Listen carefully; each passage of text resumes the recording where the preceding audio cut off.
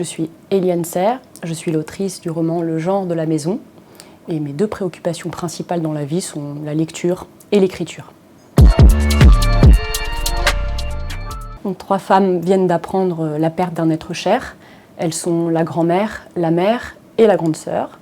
On va les suivre à 3 moments légèrement décalés dans le temps, recevoir cette nouvelle d'une grande brutalité, parler d'elles-mêmes et raconter leur lien à la défunte. La première, la grand-mère, donc, est dans un EHPAD et c'est bientôt l'heure de son émission télévisée préférée. N'oubliez pas les paroles. La deuxième, la mère, est à l'Institut médico-légal pour reconnaître le corps de sa fille. Et la troisième, la grande sœur, assiste à la messe d'enterrement de sa petite sœur. Et c'est peut-être la plus embêtée des 3 parce que sa sœur représentait une manne importante pour son travail, une source d'influence. Alors d'abord parce que c'est ce qui me permettait d'envisager la manière dont, au sein d'une même famille, sur 3 générations, on peut s'enfermer et se libérer dans un même élan, que ça passe par l'humour, les frasques et même le mensonge, et parce que ça m'intéressait qu'un même événement soit décrypté par 3 personnages avec 3 langues différentes et 3 préoccupations différentes en fonction des générations.